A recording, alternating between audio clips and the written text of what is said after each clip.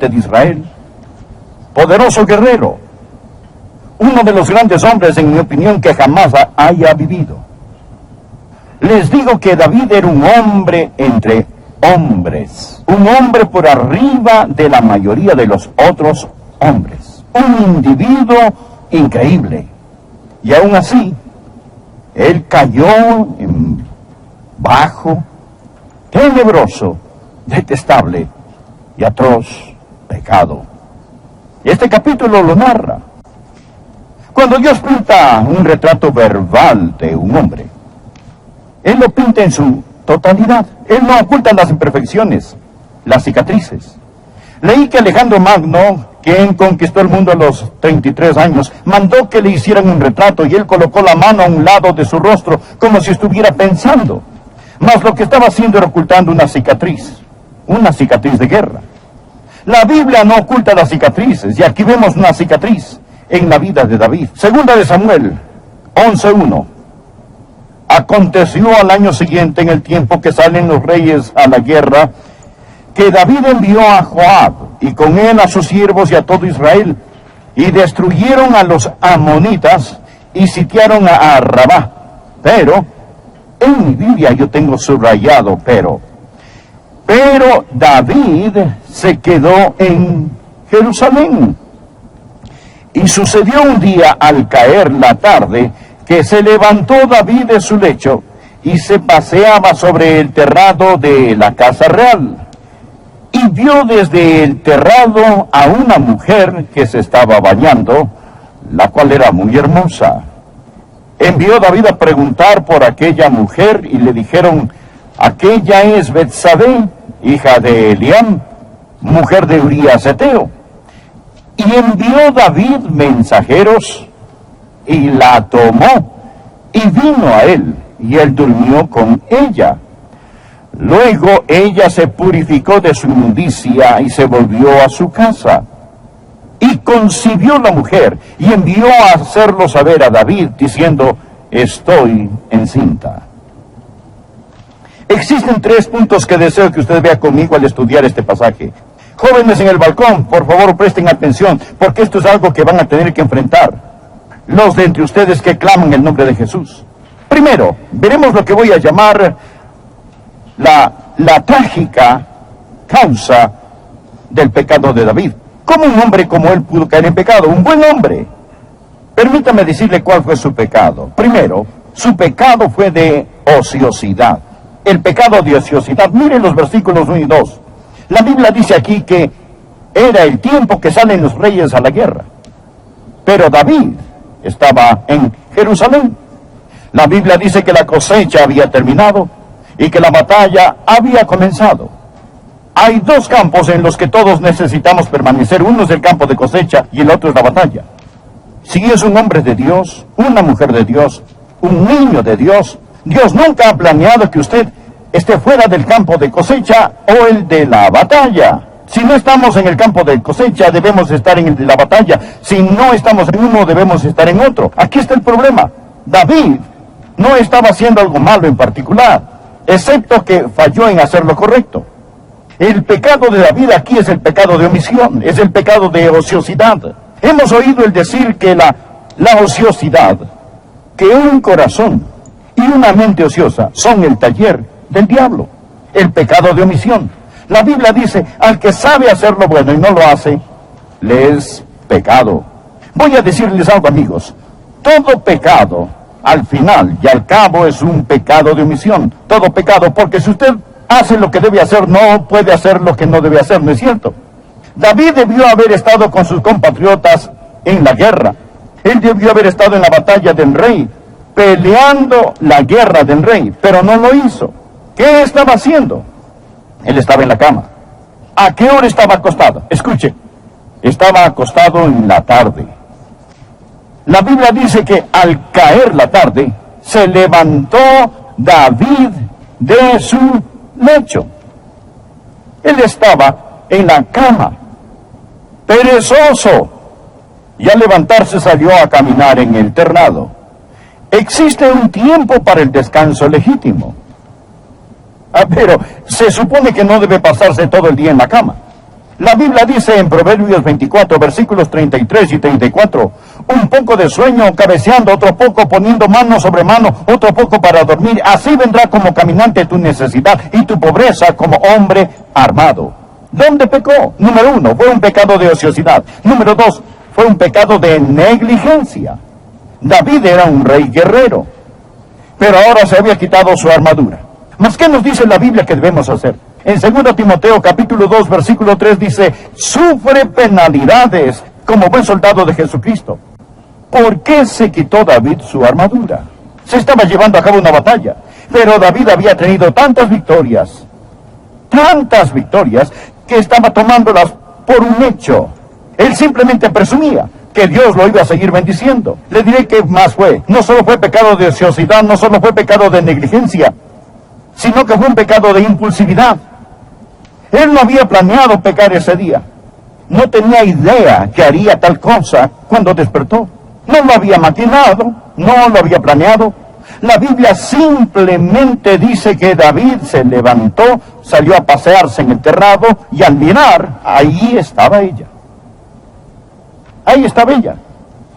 La Biblia dice que la vio. Y ese fuego de lujuria comenzó a arder en él. Esto fue su impulsividad que causó que pecara. Él no tenía idea que iba a hacer tal cosa ese día. ¿Me está escuchando? Permítame decir qué es el pecado. ¿Me escucha? Adolescentes, presten atención. El pecado es una combinación de 3 cosas muchas veces. Es una debilidad sin detectar, una oportunidad inesperada y una vida desprotegida. Es una debilidad sin detectar, una oportunidad inesperada y una vida desprotegida. Esta es la razón por la que debe proteger su corazón, proteger su vida. Usted no sabe lo que está latente en su propia carne. Usted dirá, bueno, soy salvo desde hace mucho tiempo, mi carne ha mejorado. Su carne no ha mejorado ni una pizca. Lo que es la carne es carne. Es por esta razón que debemos hacer como el Señor Jesucristo nos enseñó cuando oramos todos los días al decir, amado Dios, no nos dejes caer en tentación, mas líbranos del mal.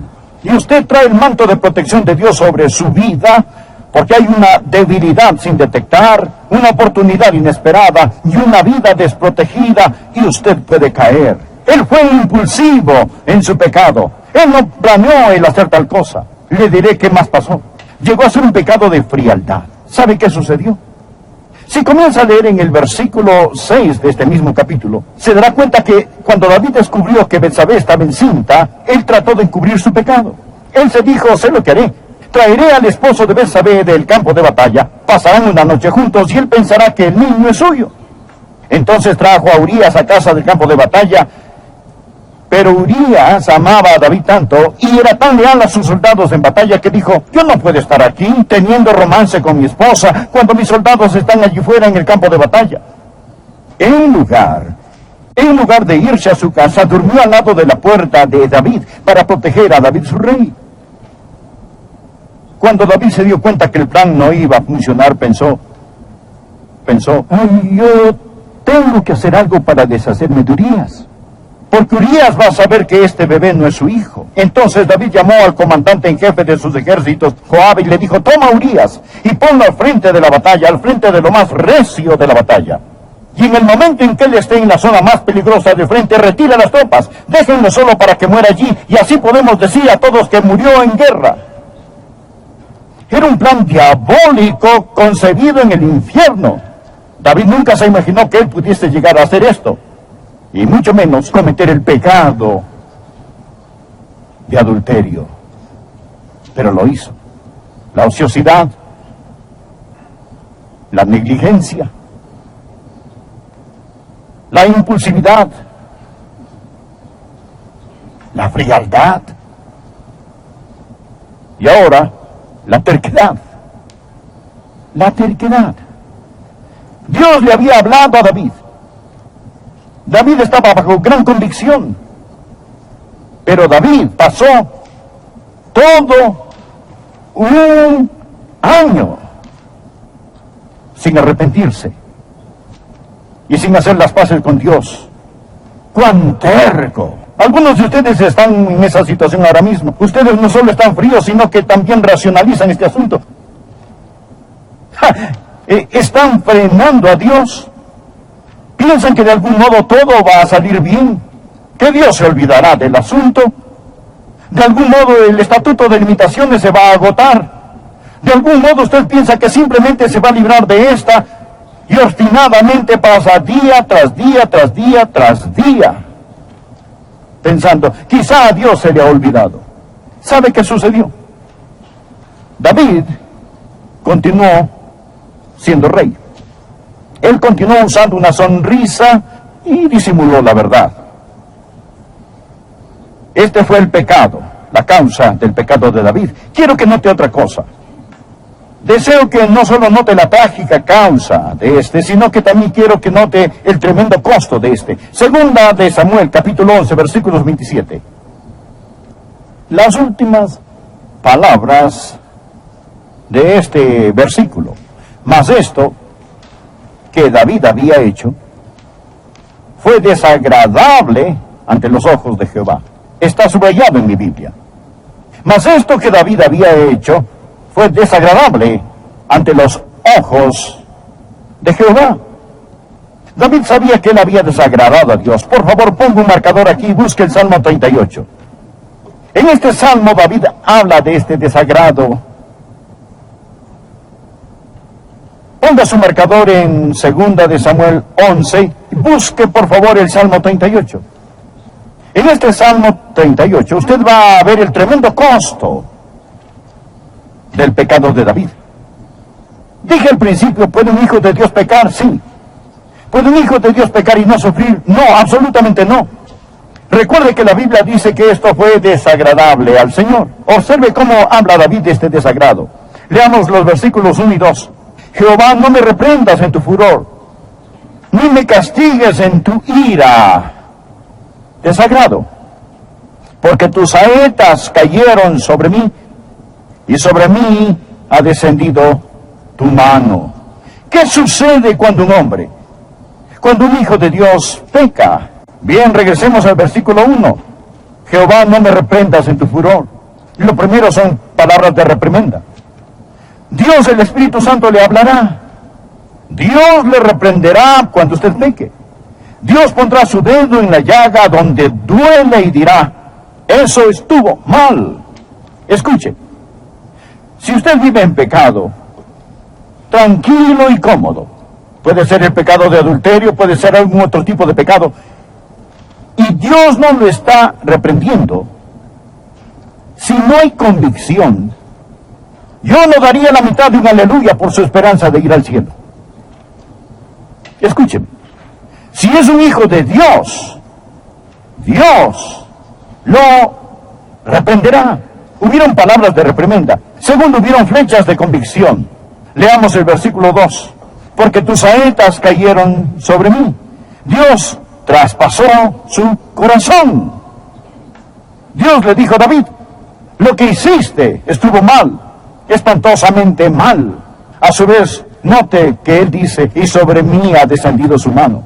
Palabras de reprimenda, flechas de convicción, la mano de presión. Algunos tienen la idea, bueno, si pecamos, Dios simplemente nos desecha. Usted lo tiene 180 grados al revés. Dios no lo desecha si es un hijo suyo. Cuando usted peca, Dios pone su mano sobre usted y aprieta. David dice, tu mano estaba pesada sobre mí. En el Salmo 51 David menciona que sus huesos han sido quebrantados. Él era un poeta, habla poéticamente, dice, Dios me has aplastado, Dios me exprimes la vida. ¿Conoce este tipo de presión? Si vive en pecado y conoce este tipo de presión, agradézcale a Dios. Si Dios tiene palabras de reprimenda, si Dios tiene flechas de convicción, si Dios tiene una mano de presión sobre usted, diga, gracias Dios, me amas demasiado para permitirme continuar. Así está bajo convicción. Ahora, esta es una evidencia de que una persona es salva. La Biblia dice que si estamos sin corrección somos ilegítimos. Nunca hemos sido salvos. Por favor, escuche, aprende esto. Ahora, el hombre más miserable en el mundo no es un hombre no salvo. El hombre más miserable en el mundo es un hijo de Dios sin compañerismo con Dios. ¿No es cierto? Mucho más miserable que un hombre no salvo. Otros hombres en el reino pudieron haber hecho lo mismo y nunca sentir lo que David sintió. Cuando Dios lo salva, Dios no le arregla para que nunca más pueda pecar, sino que lo transforma para que usted al pecar no pueda disfrutarlo más.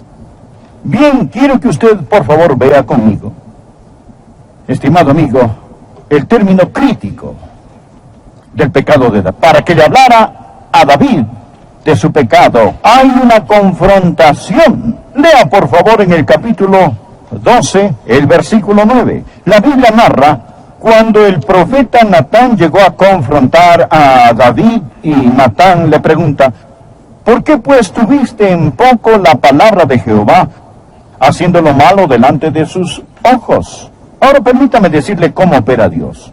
Tendré que compactarlo, mas le daré los 4 pasos sobre cómo se encarga Dios de este tipo de personas cuando está en pecado. El término crítico. Primero, existe convicción. Ya hemos hablado sobre eso. Sobre esa convicción, esas palabras de reprimenda, esas flechas de convicción, esa mano de presión. ¿Qué debe hacer si hay pecado en su vida? Puede ser tan solo el pecado de frialdad, puede ser un pecado pequeño, no uno grande. Encárguese de él inmediatamente. La Biblia dice en 1 de Corintios capítulo 11, versículos 31 y 32, si pues nos examinásemos a nosotros mismos, no seríamos juzgados. Dios no trata de vengarse de usted. Dios simplemente quiere corregirlo. Versículo 32, mas siendo juzgados, somos castigados por el Señor para que no seamos condenados con el mundo. Cuando los padres castigan a sus hijos, no tratan de vengarse de ellos, tratan de corregirlos. Incluso hay algunos niños que lo único que tienen que hacer es solo mirarlos, y sus pequeños corazones se derriten. Ahora bien, si el niño está arrepentido y el niño ha cambiado, no está haciendo más lo malo, usted no dice, bien, lo voy a castigar de todos modos. No, lo que usted desea es un cambio de comportamiento. Eso es todo lo que usted quiere. Si nos juzgamos a nosotros mismos, no seremos juzgados. Dios no trata de vengarse de sus hijos. Dios quiere corregir a sus hijos. Primero existe la convicción. Bien, suponga que la convicción no funciona. La segunda oportunidad, el segundo paso, la corrección. Dios me dará una paliza. Hebreos 12, versículo 6. Porque el Señor al que ama disciplina y azota a todo el que recibe por hijo. Ahora, no piense que Dios no va a disciplinarlo. La palabra azotar es la que se usa para una severa paliza. Permítame decirle algo. Dios está más interesado en su santidad que en su salud. Dios está más interesado en su justicia.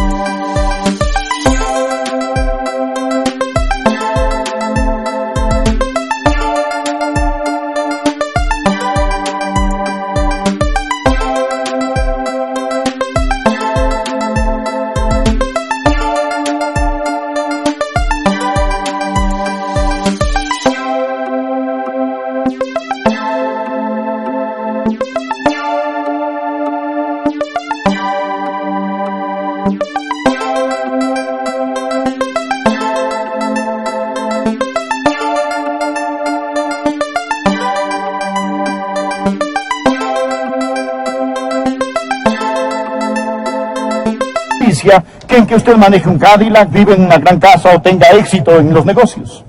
Dios se preocupa por su reputación y Dios le corregirá adecuadamente, no porque Él no le ame, sino porque Él le ama. Dios amaba a David. Lee el Salmo 89, versículo 34, Dios le dijo, no olvidaré mi pacto.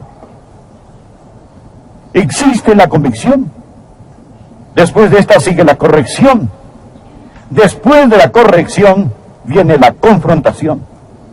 De seguro Dios lo confrontará.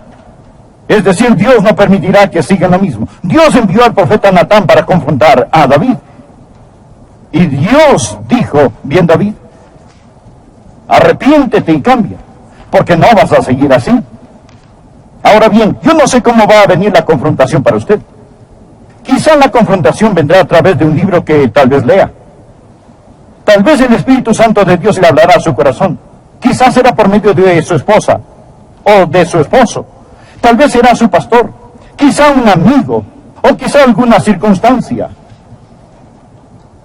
Mas usted sabrá sin lugar a dudas que está a punto de ser juzgado. Quizás sea este sermón. No sé por qué Dios quería que predicara este mensaje, mas sentí una carga en mi corazón de predicar este sermón hoy. Y parecía como si Dios me estuviera diciendo, hay alguien, Adrián, que necesita oír lo que vas a decir. Y creo que puede haber una cita divina aquí. Es la confrontación, el desafío. Bien, suponga que el desafío no es aceptado. Suponga que cuando Dios dice, muy bien, he tratado la convicción, he tratado la corrección, ahora lanzo un desafío. Viene una confrontación. Estoy trazando una línea en la arena. Suponga que usted no presta atención. Entonces, el último paso es la consumación. Mire 2 Samuel capítulo 12, versículo 13. Lo que el profeta dijo a David. Entonces,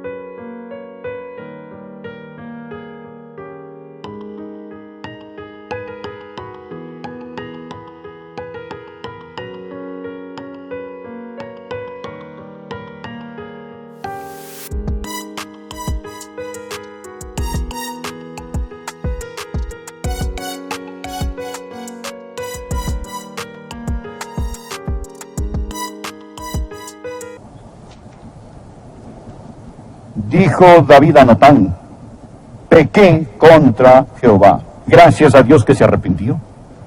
David fue un gran pecador, pero finalmente llegó a arrepentirse en gran manera. Pequé contra Jehová. Y Natán dijo a David, también Jehová ha remitido tu pecado. Tú no morirás. ¿Sabe usted qué está pasando? Dios iba a matar a David. Permítame decirlo otra vez. Dios estaba listo